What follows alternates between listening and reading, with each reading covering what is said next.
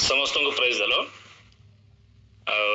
मो ना है हर्षानंद प्रधान मो घर है कंधमाल किंतु मो मालकानगिरी काम करुच्ची विगत 6 मास है मो डीपीसी मिशन शक्ति आउ डीपीएम ओएलएम भाव काम करुच्ची आपण मान समस्त अनुरोध करी जे सरकार हठात गोटे मेला करने मत आम डिस्ट्रिक्ट को चिठी लिखिले आश्चर्य हली सारा ओडिशा केवल 5टा जिला को ये मेला करने कहले आपण मैंने जानी जदि आपण मैंने कोरापुटर लोक होते से प्रोग्राम परब बोली कह परब सहित माल्य पॉलिसी मेला है कि 2टा प्रोग्राम क्लब है करा जाए सेठी पाखापाखि 200 रु 300 स्टल गुड़ाक पड़ो एसएचजी माँ मैंने आसवे पुणी विभिन्न प्रकार स्टल आसो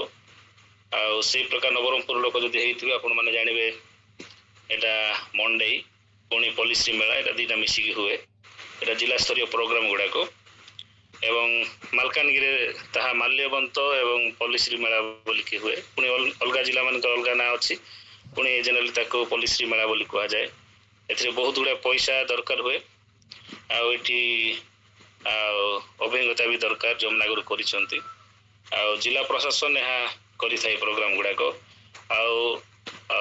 गुड़ाक सब डिपार्टमेंट मिसिका ये प्रोग्राम करती किंतु हठात सरकार मत आम कहले 5टा जिला को करने से मालकानगिरी भी थिला मु बहुत चिंतित हो गली केमिति प्रोग्राम करवा जिते से चिट्ठी पाइली से आमर पीडी नहांती कलेक्टर भी नहांती सब एमाने कुआडे जाइछंती आमे भी जानिनु कौन करवा केमती करवा बहुत शॉर्ट पीरियड रे कार्य को करिया पाई हमको निर्देश है नुआ सरकार ई प्रकार सरकार जे से डेट भी आमे डेट सजेस्ट कले मते से शुणु नांती से चिठी रे लिखाई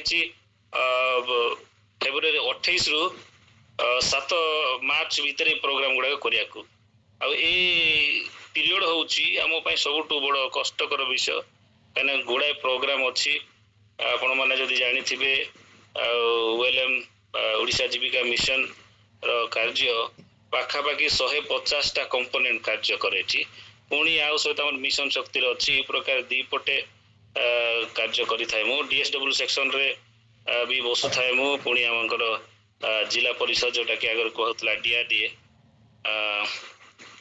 2टा पटे बसी था 2 जन को मु रेस्पॉन्सिबल होता है डीएसडब्ल्यू को एवं एपटे पीडी प्रोजेक्ट डायरेक्टर डीआरडीए को भी मु रेस्पॉन्सिबल रही था तो ये प्रकार स्थिति रे केमिति काम करा जीव बोली मु बहुत भयभीत हो जाउथली समय मु कलेक्टर सार आसिले 10 दिन पर आसिले ऑलरेडी हमर समय पड़ेलानी आम पाखरे समय ना एगुड़ा सब कार्य करने स्टल गुड़ाक हम एलईडी लगे लाइट साउंड लगे पुणी एसएचजी मान को विभिन्न जिला को लेखा हम से सब एसएचजी मान पठेबे यही प्रकार कार्य करने निहाती जन को 2 मास 3 मास समय दरकार आईटा आमको केवल मासे भितर मासे भी नुह 20 दिन भितर करने निर्देश आसिला आम सरकार को चिट्ठी लिखिलु कलेक्टर द्वारा जे ये कार्यक्रम को आउ गोटे आमर पर्व हुए मालकानगिरी रे जोटा कि बड़ पर्व बोली कह 3-4 दिन धरिकी चले से समय करिया बोली कि कहीं जो समय प्रोग्राम करा जीवो सेते लोक आसवाटा बहुत कम एवं बिजनेस एसएचजी मानकर हेबाटा टिके लाभ हेबे नाही बोली कि आमे आशा करूथुलु से आम लिखिलु सरकार कि बिल्कुल शुणिले ना मैंने स्टिका फेले जे नहीं आपण मैंने से 28 रु समस्ते इनागुरेशन करेंगे प्रोग्राम किंतु 5टा जिलू आम 3टा जिला बोधे एका सांगे आरंभ कलु यही कार्य गोटे मो बहुत सुविधा है मु जाकि पचारि आमर जो माल्यवंत प्रोग्राम होता जो या पूर्व होता डिसेम्बर मसरे आमर से फाइनान्स ऑफिसर जन अच्छे मुझे पचारे सर आम एतड़ू टेंडर करके सब କଲାବେଳକୁ ଆମ ପାଖରେ ସମୟ ହେବ ନାହିଁ, କ'ଣ କରିବା? ଆଉ କ'ଣ ଆମେ ମାଲ୍ୟବନ୍ତର ଯେଉଁ ବଜେଟ୍ ଆଗରୁ ପାସ୍ ହେଇଛି ସେଗୁଡ଼ାକ ସ୍ପେସିଫିକେସନ୍ ଅନୁସାରେ ବା ତାର ରେଟ୍ ଅନୁସାରେ ଆମେ କ'ଣ କାର୍ଯ୍ୟ କରିପାରିବାନି କି? ହଁ ହଁ କରିପାରିବା ବୋଲି କହିଲେ ସେ।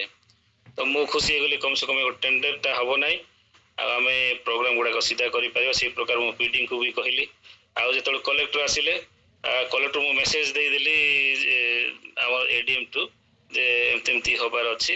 ତ କଲେକ୍ଟର ସାର୍ ADMକୁ କହିଲେ ଯେ ନାଇଁ ଏଇଟା କରିବା ବୋଲିକି ଷ୍ଟେଟ୍କୁ ଜଣାଇ ଦିଅନ୍ତୁ। ତ ଆମେ ଷ୍ଟେଟ୍କୁ କହିଲେ ଆମେ କରିବୁ। ତ ଯେତେବେଳେ କଲେକ୍ଟର ଆସିଲେ 10 ଦିନ ପରେ, ତ କଲେକ୍ଟର ସାର୍କୁ କହିଲୁ ମୁଁ ଏ ପ୍ରୋଗ୍ରାମ୍ କେବେ କରିନାହିଁ, କରିଛି କିନ୍ତୁ ଏତେ ଇନଭଲ୍ଭ ହେଇକି କରିନାହିଁ। ମୁଁ କେବଳ SHG ପାର୍ଟକୁ ଷ୍ଟଲ୍ ଆଲାଉଟ୍ କରିଥାଏ, ଆଉ ଏ ପୁରା ବିଷୟ ମୁଁ ଜାଣିନାହିଁ। ତ କହିଲେ ଡରନି, ସମସ୍ତେ ସବୁ ଡିପାର୍ଟମେଣ୍ଟ ଆପଣଙ୍କୁ ହେଲ୍ପ କରିବେ। ଆଉ କଲେକ୍ଟର ସାର୍ ଯେମିତି କହିଲେ ମୁଁ ଟିକେ ଖୁସି ହେଲି। ହଉ ଠିକ୍ ଅଛି। ତ କଲେକ୍ଟର ସାର୍ ମିଟିଂ ବି କଲେ, ଚାଲ ଗୋଟେ ଦିନ ମିଟିଂ କର। ଆଉ କଲେକ୍ଟର ସାର୍ କହିଲେ ଯେଉଁ ଆଗରୁ ଯେଉଁ ପ୍ରକାର ଯେଉଁ ଡିପାର୍ଟମେଣ୍ଟ ମାନେ ହେଲ୍ପ କରୁଥିଲେ ସେହିପରି ଭାବରେ ସମସ୍ତେ ଡିପାର୍ଟମେଣ୍ଟ ଆପଣମାନେ ଏଇ କାର୍ଯ୍ୟକୁ ହେଲ୍ପ କରିବେ। ଆଉ ବୋଲିକି କଲେକ୍ଟର ସାର୍ କହିଲେ ଆଜି ଏଇଟା ହେଉଛି ପ୍ରଥମ ମିଟିଂ ଏବଂ ଶେଷ ମିଟିଂ। ଆଉ ମୁଁ ମିଟିଂ ନେବିନି, ଆପଣମାନଙ୍କୁ ଆଉ ଥରେ କହିବି ନାହିଁ, କିନ୍ତୁ ଆପଣମାନେ ସମସ୍ତେ ନିଜର କରିବେ। ଆଉ ଏଇ ସମୟରେ କ'ଣ ଆଉ ଗୋଟେ ଅସୁବିଧା ହେଇଗଲା ଯେ ଆମର DSW ମ୍ୟାଡ଼ାମଠୁ ଏଇ ପଇସା ଗୁଡ଼ାକ ଟ୍ରାଞ୍ଜାକ୍ସନ୍ ହେବ, ପେମେଣ୍ଟ ଗୁଡ଼ାକ ହେବ। ଆଉ ମ୍ୟାଡ଼ାମ ଆମର ସେ କୁମ୍ଭମେଳା ଯିବି ବୋଲିକି ସେ ବାହାରିଲେ। ମୁଁ ଛାନିଆ ହେଇଗଲି, ମ୍ୟାଡ଼ାମ ଯଦି କୁମ୍ଭମେଳା ଯିବେ ପ୍ରୋଗ୍ରାମ୍ କେମିତି ହେବ? ଆଉ କ'ଣ କରାଯିବ? ସେତେବେଳକୁ ସେ ବଜେଟ୍ ଆମେ ଯେତେବେଳେ କଲୁ ପାଖାପାଖି 1,55,00,000 ଉପରେ ଖର୍ଚ୍ଚ ହେବ। ତ ଏଇଗୁଡ଼ାକ ଟ୍ରାଞ୍ଜାକ୍ସନ୍ ହେବ। ଏମାନେ ଯେଉଁ ଟ୍ରୁପ୍ସ ଆସିବେ, ଗୀତ ଗାଇବା ଦଳ ଆସିବେ, ଡ୍ରାମା କରିବା ଦଳ ଆସିବେ, କିମ୍ବା ଯେଉଁ ପ୍ଲେବ୍ୟାକ୍ ସିଙ୍ଗରମାନେ ଆସିବେ, ସେମାନଙ୍କୁ ଦିଆଯିବ। ବହୁତ ଗୁଡ଼ାଏ ଲାଗିବ ଗାଡ଼ି, ତାଙ୍କ ପାଇଁ ତେଲ, ଆଉ ସେମାନଙ୍କର ଡେଲି ପେମେଣ୍ଟ, କ୍ୟାଟରିଂ ହେବ, SHG ମାନେ ଖାଇବେ, ବାହାର ଲୋକ ବି ଖାଇବେ। ଏଗୁଡ଼ା କେମିତି ମ୍ୟାନେଜ୍ କରାଯିବ? ମୁଁ ଡରିଗଲି। କ'ଣ କରିବା ପ୍ରଭୁ ବୋଲିକି ମୁଁ ପ୍ରାର୍ଥନା କରୁଥାଏ। ଏବଂ ଆପଣମାନଙ୍କୁ ତ ମୁଁ କହୁଥାଏ ଯେ ଏଇ ପ୍ରୋଗ୍ରାମ୍ ପାଇଁ ପ୍ରାର୍ଥନା କରିଦିଅନ୍ତୁ ବୋଲିକି। ଆଉ ସେତେବେଳକୁ କଲେକ୍ଟର କହିଲେ ତୁମେ ଆଡ଼ଭାନ୍ସ ନେଇଯାଏ। DSW ମ୍ୟାଡ଼ାମ୍ କହିଲେ ନାଇଁ ତୁମେ ଆଡ଼ଭାନ୍ସ ନେଇଯାଅ, ଆଉ ଏଇ ପ୍ରୋଗ୍ରାମ୍ଟା କରିବ। ଆଉ ମୋତେ ଫାଇନାନ୍ସ ଡିପାର୍ଟମେଣ୍ଟ କହିଲେ ଯେ ତୁମେ ଏତିକି ଆଡ଼ଭାନ୍ସ ନେବ ନାହିଁ, ନେଲେ ବହୁତ ହଇରାଣ ହେବ, ଅଡ଼ିଟ୍ ବେଳକୁ ଆପଣ ଫସିଯିବେ। ତେଣୁ ଆଉ ଏତେ ଟଙ୍କା ଆଉ ଆଡ଼ଭାନ୍ସ ନିଅନ୍ତୁ ନାହିଁ। ତ ଆଉ ଏ ସମୟରେ କ'ଣ କହିଲି, ମୁଁ କଲେକ୍ଟରଙ୍କୁ କହିଲି ସାର୍ ମ୍ୟାଡ଼ାମ କୁମ୍ଭମେଳା ଯିବି ବୋଲି କହୁଛନ୍ତି, ପ୍ରୋଗ୍ରାମ୍ କେମିତି ହେବ? କାହିଁକିନା ସେ ଫେବୃଆରୀ 26-27 ବେଳକୁ ଆସିବି କହୁଛନ୍ତି, ପ୍ରୋଗ୍ରାମ୍ଟା ଆରମ୍ଭ ହେବ 28ରେ। ଏଇଗୁଡ଼ାକ କେମିତି ହେବ? ତ କହିଲେ ଏଇଟା CDOଙ୍କୁ ଦେଇଦିଅ ବା PDଙ୍କୁ ପଇସା ପ୍ଲେସ୍ କରିଦିଅ। ଆଉ ସେ ପର୍ଯ୍ୟନ୍ତ ପଇସା ମଧ୍ୟ ଆସିନାହିଁ ଷ୍ଟେଟ୍ରୁ। ଆଉ ଦେଖିଲୁ ଆମର ଇଣ୍ଟରେଷ୍ଟ ପଇସା ପାଖାପାଖି 1,00,00,000 ଟଙ୍କା ଅଛି। ତ ସେ ପଇସାକୁ ଆମେ ବ୍ୟବହାର କରିବା ବୋଲି କଲେକ୍ଟରଙ୍କୁ ସଜେଷ୍ଟ କଲି, ଆଉ PDଙ୍କୁ ମଧ୍ୟ ସଜେଷ୍ଟ କଲି। ତ କଲେକ୍ଟର କହିଲେ ନାଇଁ ପଇସାଟା ଆପଣ CDOଙ୍କୁ ଦେଇଦିଅନ୍ତୁ। ଯେତେବେଳେ ମୁଁ DSWଙ୍କ ସହିତ କଥା ହେଲି, DSW କରିବାରେ ସେଇଟା ଅଲଗା ଡିପାର୍ଟମେଣ୍ଟକୁ ଆମେ ପଇସା କାହିଁକି ଦେବା? ଆପଣ ଅଛନ୍ତି, ଆପଣ ଆଡ଼ଭାନ୍ସ ନେଇଯାଆନ୍ତୁ। କିନ୍ତୁ ମୁଁ ଡରିଗଲି, ଏଗୁଡ଼ା ସବୁ ଆଡ଼ଭାନ୍ସ ନେଇକି କାମ କରିବାରେ ଭାରି କଷ୍ଟ। ପରେ ଅଡ଼ିଟ୍ ହେଲା ବେଳକୁ ସେମାନେ ରିକଭରି କରିବେ। ତ ମୁଁ ମ୍ୟାଡ଼ାମ୍ କହିଲି ମ୍ୟାଡ଼ାମ୍ ମୁଁ ଏତିକି ଟଙ୍କା ନେଇପାରିବିନି, ଆଉ ତେଣୁ ଏଇଟା ଆମେ ଦେଇଦେବା। ଆମେ ଏଇ କାମ ବି ଜାଣିନୁ, ଏଇଟା ପଇସା ଦେଇଦେବା। ଆଉ କାମ ତ ମୁଁ ହିଁ କରିବି, ସେପଟେ ବି ମୁଁ ହିଁ ରେସ୍ପନ୍ସିବୁଲ୍ ରହିବି। କିନ୍ତୁ କମ୍ ସେ କମ୍ ସେମାନେ କାମ କରିବେ, ସବୁ ଡିପାର୍ଟମେଣ୍ଟ ଆମକୁ କୋଅପରେଟ୍ କରିବେ। ଆମେ ଯଦି 2 ଜଣ କରିବା ଏ ପ୍ରୋଗ୍ରାମ୍, ଆଉ ଆମେ କରିପାରିବା ନାହିଁ, ହଇରାଣ ହେଇଯିବା। ତ ମ୍ୟାଡ଼ାମ୍ ବି ଶୁଣିଲେ କଥା, କାହିଁକିନା ତାଙ୍କୁ ବି ନିର୍ଦ୍ଦେଶ ହେଲା, ସେ କମିଟିରେ ପାସ୍ କରାଗଲା ପଇସା DSW ଦେବେ ବୋଲିକି। ତ ଆମେ ସେ ପଇସା ଦେଇଦେଲୁ। ପ୍ରୋଗ୍ରାମ୍ଟା ସବୁ ଡିପାର୍ଟମେଣ୍ଟ ଆମକୁ ହେଲ୍ପ କଲେ। ମୁଁ ଆଶା କରିନଥିଲି ପ୍ରୋଗ୍ରାମ୍ ଗୁଡ଼ାକ ଏତେ ସହଜରେ ହେଇପାରିବ, କାହିଁକିନା ମୁଁ ବହୁତ ଭୟଭୀତ ହେଇଯାଉଥିଲି। ଆଉ ଆରାମରେ ପ୍ରୋଗ୍ରାମ୍ଟା ହେଇପାରିଲା। ଆଉ ମୁଁ ଟଙ୍କାଟେ ମଧ୍ୟ ଆଡ଼ଭାନ୍ସ ନେଇନାହିଁ, ଆଉ ସରକାର ଟଙ୍କାଟେ ମଧ୍ୟ ଆମକୁ ପଇସା ଦେଇନଥିଲେ। ପ୍ରୋଗ୍ରାମ୍ ସବୁ ସରିଗଲା। ଆଉ ଏଇଟା ପ୍ରଭୁଙ୍କର ଆଶୀର୍ବାଦ ବା ତାଙ୍କର ଗୋଟେ ଆଶ୍ଚର୍ଯ୍ୟକର୍ମ। ମୁଁ କେବେ ଆଶା କରିନଥିଲି କି कौन सी समस्या न हो प्रकार कार्य हो पार बोलिकी आउ एबे पर्यंत पैसा आसी ना किंतु आमर बजेट पास होकर आसला जी आम मागिलु जी खर्च ताठू अधिक पैसा सरकार देते प्रोग्राम करने बहुत गुड़ा समस्या थिला किंतु से समस्या गुड़ाक बहुत आश्चर्य भाव से गुड़ाक सब समाधान हो जाऊला जड़े कैटरिंग लोक जे सर्विस देबे से रायगढ़ कैटरिंग सर्विस को आम सिलेक्ट करूँ जो लोकल लोक मैंने बहुत हैरान करुले केतले जा किए कौन गोटे पकईदे एडीएम मेसेज दौले पीडी को जे तुम खाद्य सब खराब पुणी बोलिकी पुणी पीडी आम कहते तुम खाद्य खाई आस टेस्ट करके आस कौन केमती आम खाई आसला बेलू खाद्य ठीक अच्छी पुणी 10-15 मिनट पर मेसेज आसची 10-15 मिनट पर मेसेज आसची खाद्य ये डाली खराब होती फेण बाहर कहीं लोकल लोक मैंने कौन गोटे कर बोलिकी यही प्रकार स्थिति रे आउ बहुत लोक मैंने खाइले आपण मैंने खाली बजेट कहबी पाखा 20 लाख टका खाली खाइबारे खर्च करछु आमे तो ये सब कार्य परमेश्वर मते हेल्प करिसंती करिया पई आउ तेणु मु परमेश्वर को धन्यवाद देवी आउ केवल गोटे जिनस रही जाइछि ता पई टिके प्रार्थना कर देबे जे हमर सेटल करि रहू आउ एगुड़ाक बिल गुड़ाक अलग बिल एडजस्ट करुँच सरकार ये आम जिला प्रशासन तेणु यह जपरी भल भाव सेटल हो पार मो कौन समस्यार कारण हम ना से प्रार्थना करदे प्रभु से छोट साक्ष्य उपर आशीर्वाद करंतु एवं धन्यवाद पांच धन्यवाद थैंक यू हर्तानंद भाई परिचालनागत क्षमता बहुत कम लोकों पाखे थाए समस्त पारती नहीं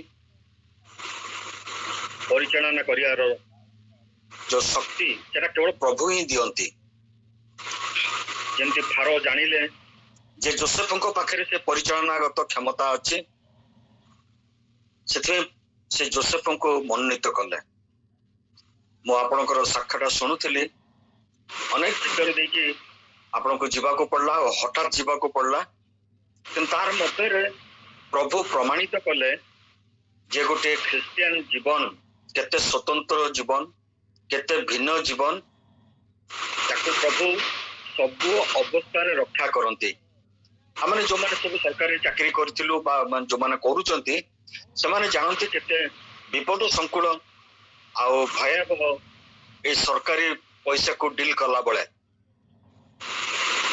किसी भूल भाल हेले परवर्ती समय सेटा गोटे आमान विपदर कारण होता है भाई बहुत सुंदर भाव प्रांजल भाव जीवन रो जो अनुभूति को से आम पाखे बांटी प्रभु जी साहाय्य करते से कृतज्ञ आउ जो आम जो परिवार प्रार्थना रे तोड़ी धरी से धन्यवादी प्रभु आशीर्वाद करंतु आ गोटे कथा कही शेष करी आज आमर पद्मिनी भौणी जो सुंदर गोटे नुआ ग्रीटिंग कार्ड को आम पाखे उपस्थापन कले भूल हो गला कि मोर वार्डिंग टा मु शुणिली भूल भूल टिके तेबे मते सुबिला आज ग्रीटिंग कार्ड आज पद्मिनी भौणी प्रचार करे बोली आमरकर नुआ वर्ष रे जन्मदिन रे सब ग्रीटिंग कार्ड आसे ओह की विशिंग आ प्रॉस्परस आनंद रे भरी हो जाओ ब्लेसिंग रे भर्ती हो जाओ किंतु जिसु जो ग्रीटिंग कार्ड आज माने पवित्र आत्मा जो ग्रीटिंग कार्ड आज पद्मिनी भौणी को थ्रू रे छाड़िले से ग्रीटिंग कार्ड जदि आमे कहा पाको पठेबा से आम संगे केबे कथावार्ता भी करबनी